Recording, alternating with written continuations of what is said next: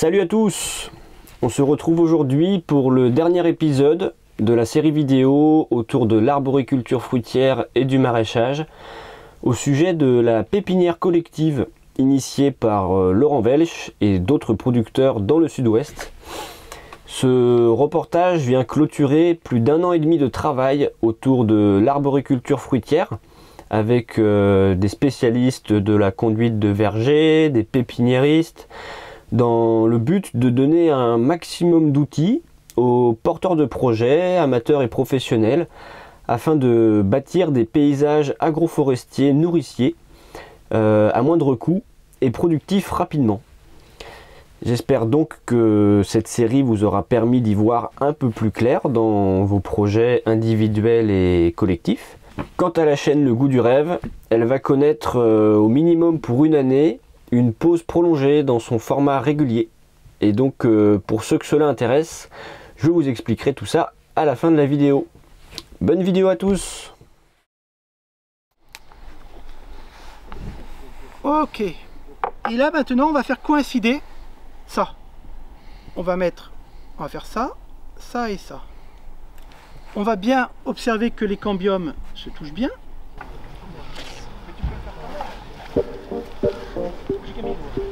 Ah oui, on n'a pas parlé. Ouais, franchement, celui-là c'est pas. Et aussi Kérina et Ariane. Kérina et Ariane. Et sur M9, on peut mettre de la Juliette.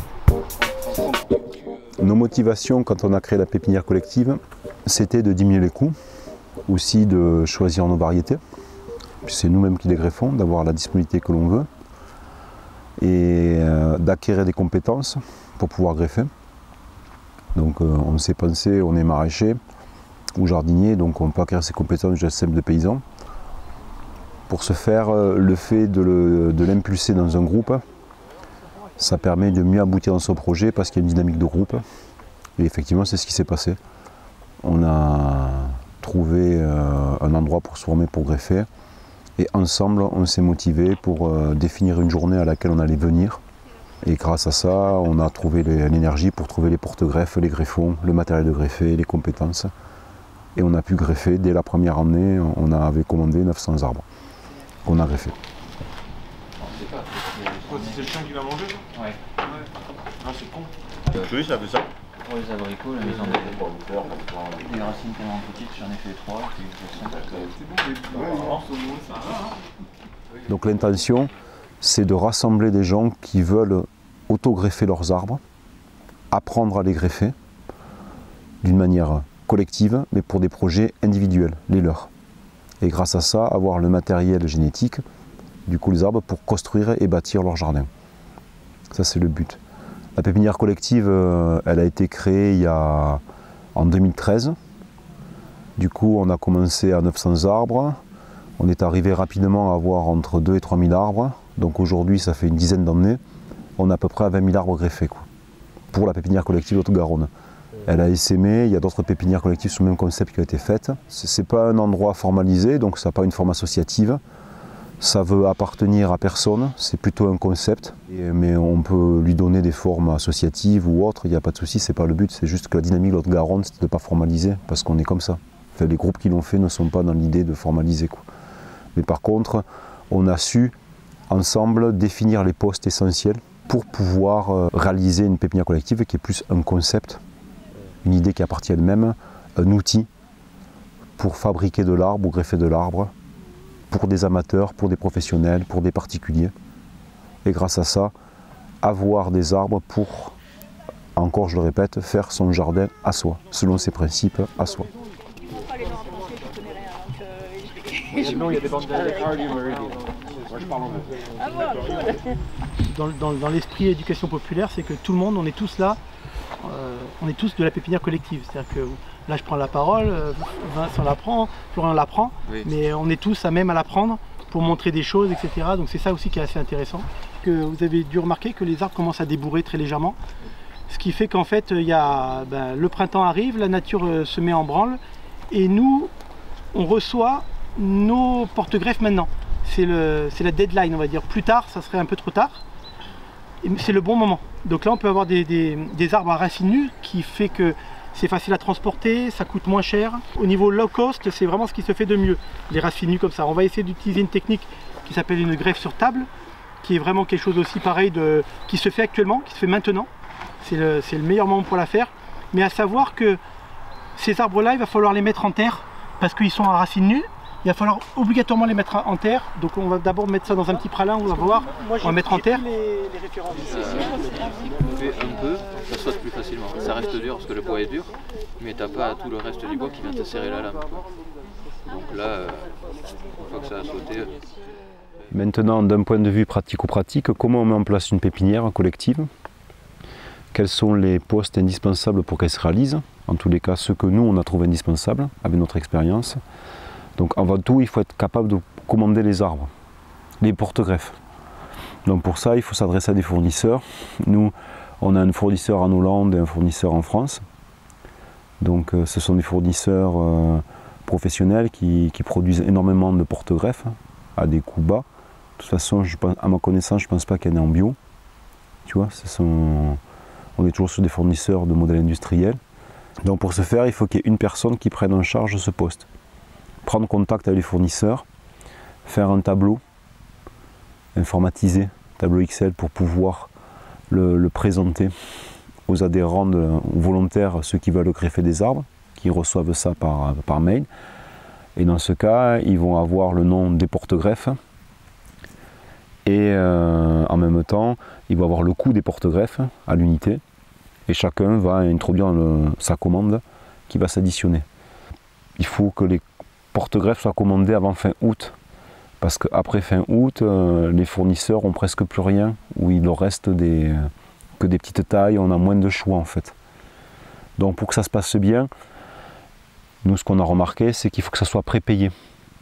Donc c'est-à-dire que les gens qui commandent les porte-greffes prépayent avec un virement bancaire à une personne, dans le cas où c'est informel, sur son propre compte privé, qui va faire la transaction avec le fournisseur, donc celui qui est en contact avec le fournisseur, ou une association, ou l'association de la pépinière collective si elle est sous mode associative, le compte d'association de mode collective. En tous les cas, il faut prépayer avant. Et nous, ce qu'on fait, c'est que ne sont retenues les commandes que de ceux qui ont payé. S'ils n'ont pas payé à ce moment-là, tant pis quoi. Ça évite qu'il y ait que ce soit compliqué au moment de la distribution des porte-greffes. Donc ça se simplifie.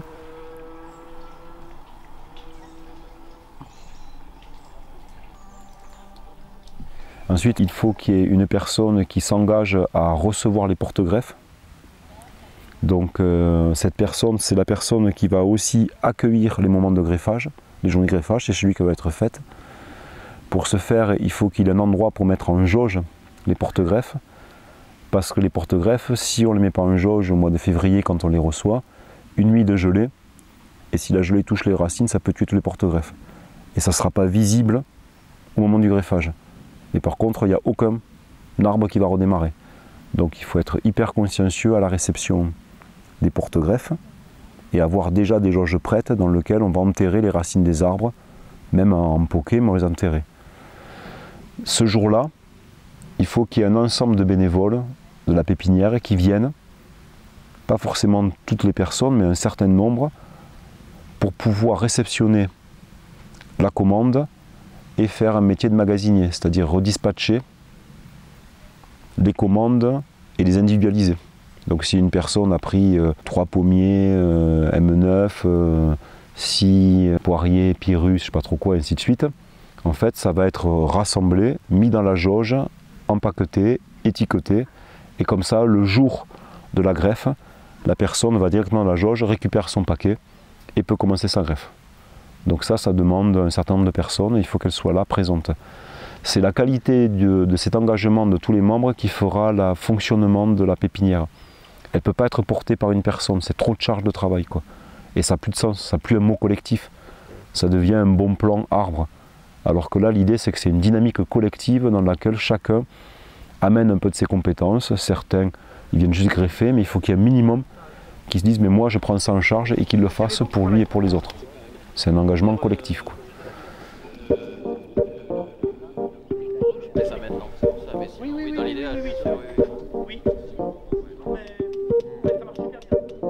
Entre-temps, ce qu'on va avoir besoin, c'est d'une personne qui va informer via des mails les activités, les besoins. Donc on a besoin tel jour de tant de personnes qui viennent pour recevoir les arbres chez un tel, à telle adresse, de telle heure à telle heure, parce que le camion va arriver. On a besoin de personnes pour aller chercher des greffons, on a besoin de ça. Et donc il faut qu'il y ait une personne qui coordonne un peu tout ça. C'est juste des mails envoyés, quoi. Certains, ils font ça très bien. Ça ne demande pas non plus beaucoup de charge de travail, quoi. Il va y avoir un autre atelier qu'il ne faut pas louper, c'est la collecte des greffons. Donc il va y avoir des greffons qui sont collectés de manière individuelle. C'est-à-dire des personnes, elles ont repéré des arbres près de chez elles. Elles ont des étiquettes d'arboriculture et pas du papier. Elles ont des stylos indélébiles, du crayon à papier ou des stylos indélébiles pour marquer les étiquettes, pour pas que ça s'efface avec la pluie. Et elles vont aller prélever les greffons. Le jour de la collecte des greffons, il faut se munir d'un sécateur, d'étiquettes, d'élastiques et d'un cahier sur lequel on va inscrire toutes les variétés qu'on prélève. Poennet, rainette du Canada, poirier, pour après tout ça le rassembler sur une liste informatique et qu'elle soit diffusée à tous les personnes qui ont commandé des arbres pour qu'ils aient le temps de faire leur propre recherche avant la journée de greffe sur ce qu'il va y avoir de disponible dans la banque de greffons qui sera disponible le jour de la greffe. C'est important, ça évite aux personnes de dire « Ah ben je sais pas, qu'est-ce qu'il y avait comme variété, ni rien », ils ont déjà fait leur choix.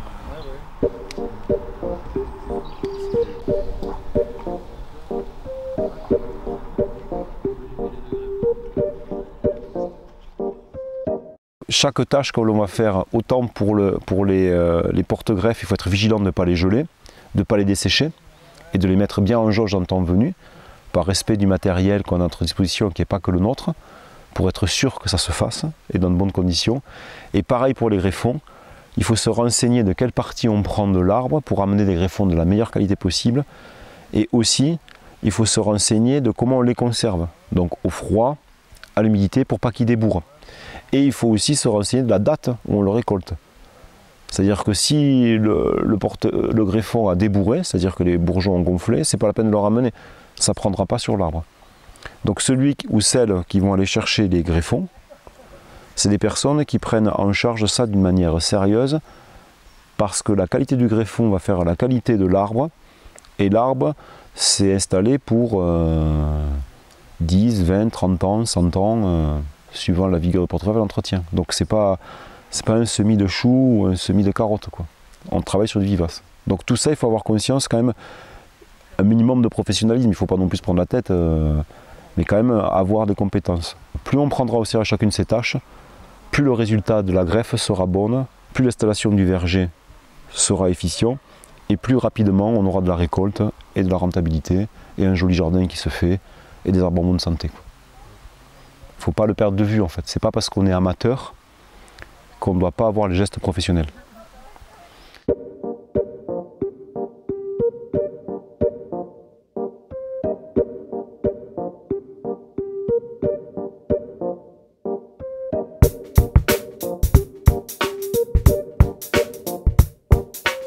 Donc l'idée c'est de bien visualiser ce diamètre-là.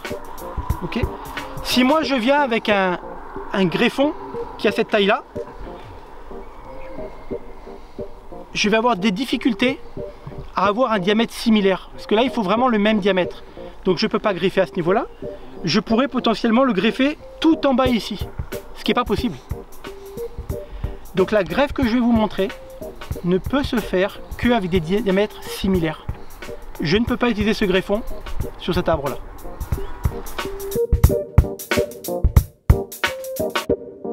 Donc il va y avoir une personne qui doit s'occuper de commander le petit matériel collectif. Donc ça va être le buddy tape. Donc c'est un plastique biodégradable qui sert de liant et d'étanchéation pour la greffe. Donc à mon sens c'est l'outil le meilleur pour faire ce liant. C'est mieux que l'élastique et certainement beaucoup mieux que le raffia qui ça vaut rien. Tu vois. Il faut du mastic de greffage. Il faut des étiquettes pour repérer les arbres. Pareil, des étiquettes d'arboriculture. Donc voilà, il y a des fournisseurs pour ça. Nous on le prend chez Triangle, mais il y en a peut-être d'autres qui existent, quoi. Donc une fois qu'on a ça, les journées de greffe vont venir. Donc la personne qui s'occupe du lien informe les journées de greffe. Nous, on les fait le dernier week-end de février et le premier week-end de mars. Donc c'est comme ça, donc chacun choisit sa date.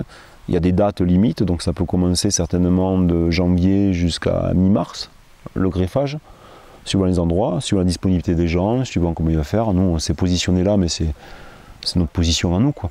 C'est celle qu'on a trouvée la mieux pour nous. Et du coup, on l'a fait le week-end, mais ça peut être fait n'importe quand, quoi. Donc ces journées de greffe, avec 4, on en a assez pour pouvoir greffer ces 2000 arbres. Donc on va aller chez la personne qui a tout mis en jauge. Elle va être capable d'accueillir un parking, tout ça, pour accueillir les voitures.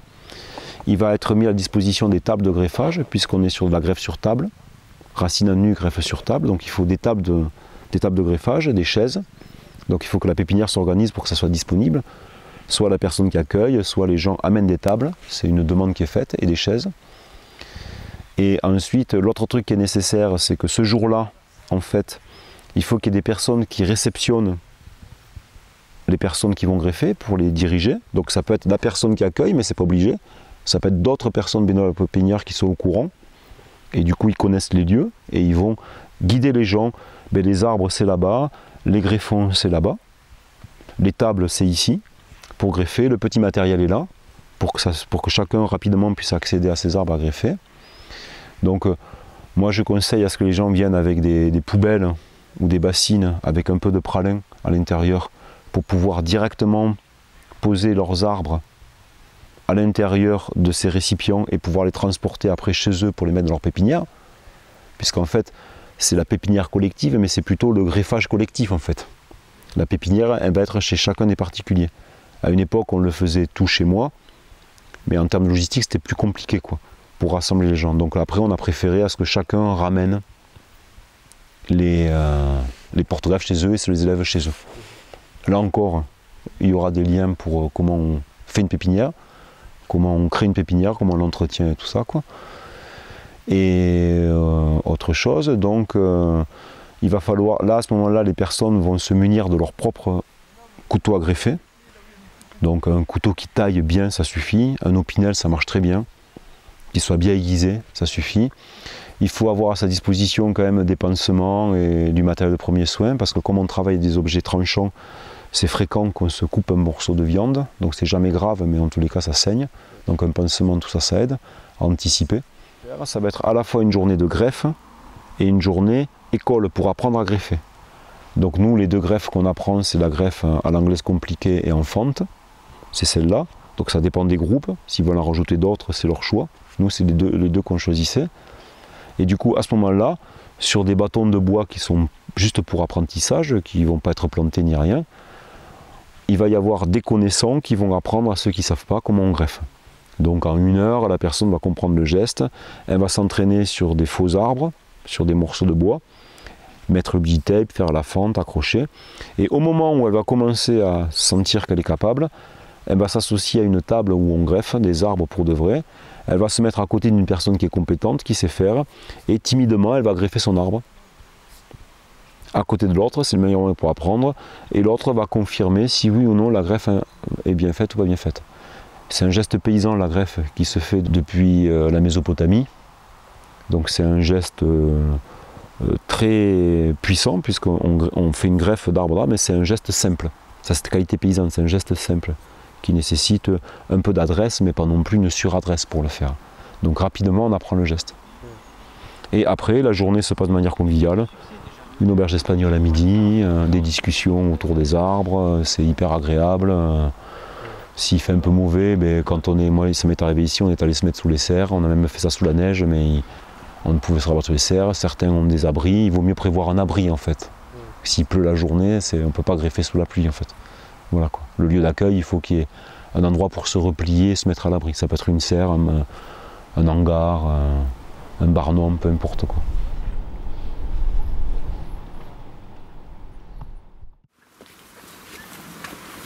Donc voilà les poiriers. Ça c'est des poiriers autogreffés en fait. C'est des poiriers de la pépinière collective. Ouais. Tu le vois la greffe là. Ouais. BA29 et poirier. Ça vient de la pépinière collective? Ouais, c'est les poireaux et c'est ce qui a été greffé. C'est des sions de nom en fait.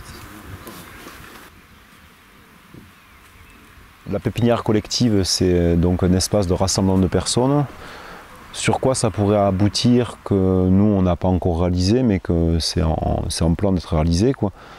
Une des choses, c'est qu'on va avoir quand même pas mal de matériel génétique qui va être ramené par tout le monde. Et je sais que nous, des fois, on a 60 variétés de pommes, une trentaine de variétés de poires qui arrivent, une dizaine de variétés de cerises, et ainsi de suite en prunes.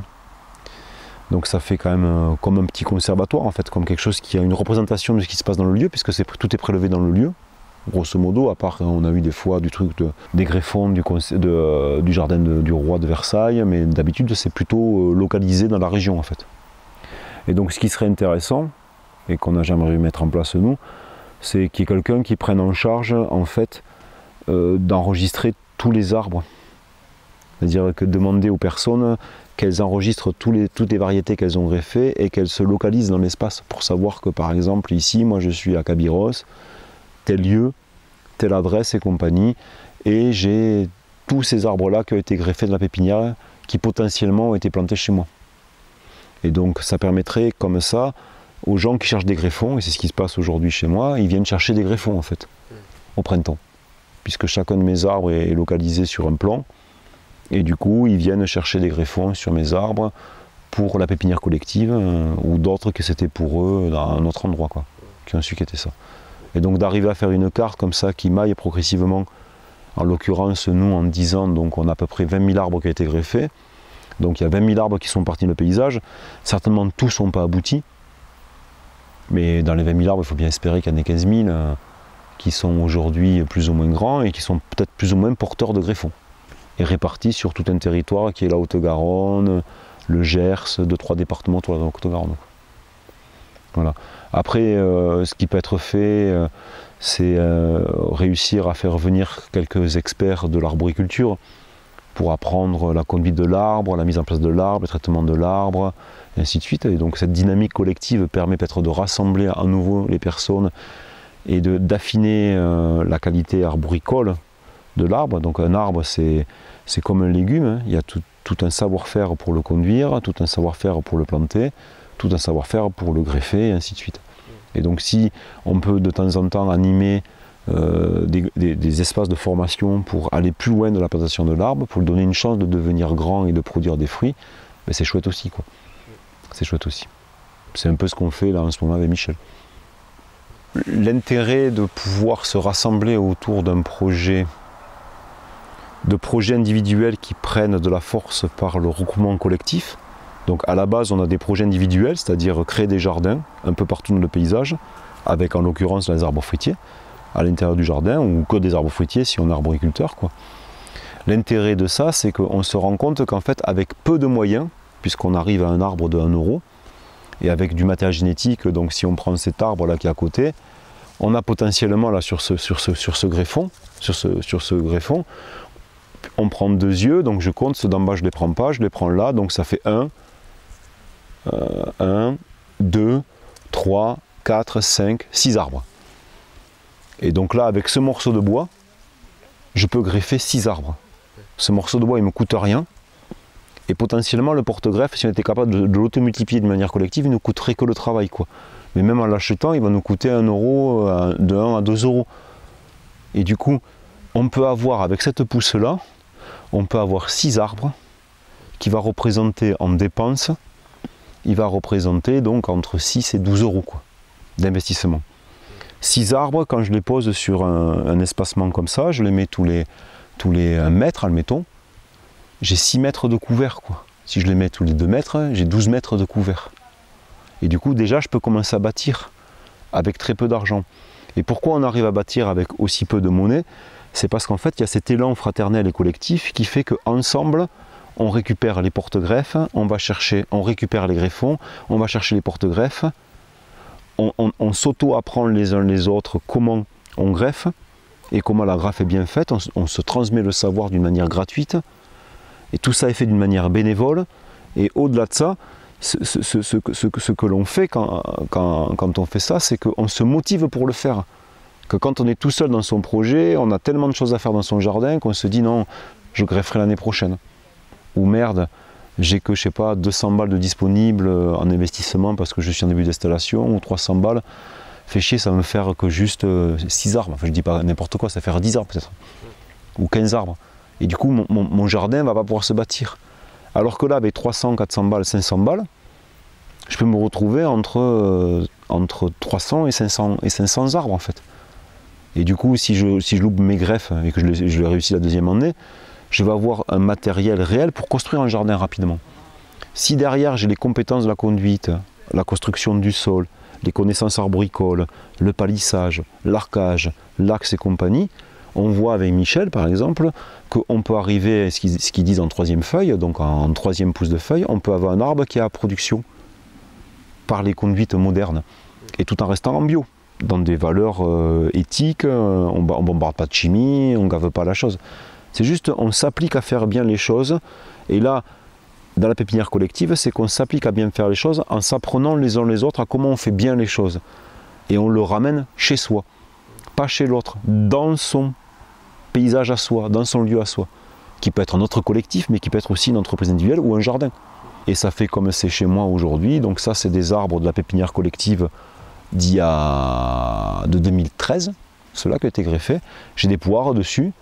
Ils n'ont pas été conduits au mieux parce que je n'avais pas mes compétences arboricoles, mais néanmoins, je commence à voir des fruitières, j'ai du matériel, et sur une range d'arbres comme ça, où on a 1, 2, 3, 4, 5, 6, 7, 8, 9, 10, 11, 12, 13, 14, 15, 16, 17, 18, 19, 20, on a 25 arbres à peu près là.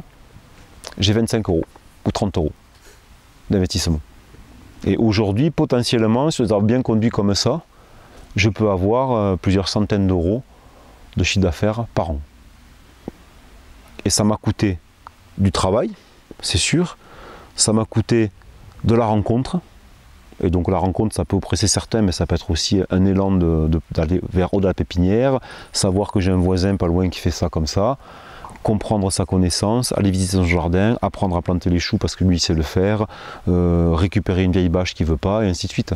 Ça crée aussi cette dynamique collective, un tissu social de résilience qui permet de ne pas se sentir seul dans son projet, de réaliser qu'en fait on est nombreux, et pourquoi pas créer un collectif de vente, un magasin, une fête, tout ce qui fait le lien en fait. C'est une idée qui appartient à elle-même et qui ne doit pas appartenir aux personnes qui ont cru la penser, qui ont cru et qui se la revendiquent comme étant la leur en fait, leur idée. C'est une idée qui appartient à elle-même et cette idée est un outil pragmatique. C'est pour ça qu'on a énuméré tous les postes que nous on a cru importants. Mais chacun des gens qui vont créer une pépinière collective vont peut-être trouver d'autres postes ou en enlever certains. C'est pas une vérité en soi, mais cette dynamique-là, comme on l'a fait, depuis 10 ans, elle fonctionne. Et elle permet de greffer des arbres en toute simplicité, avec pas d'embrouille entre les gens.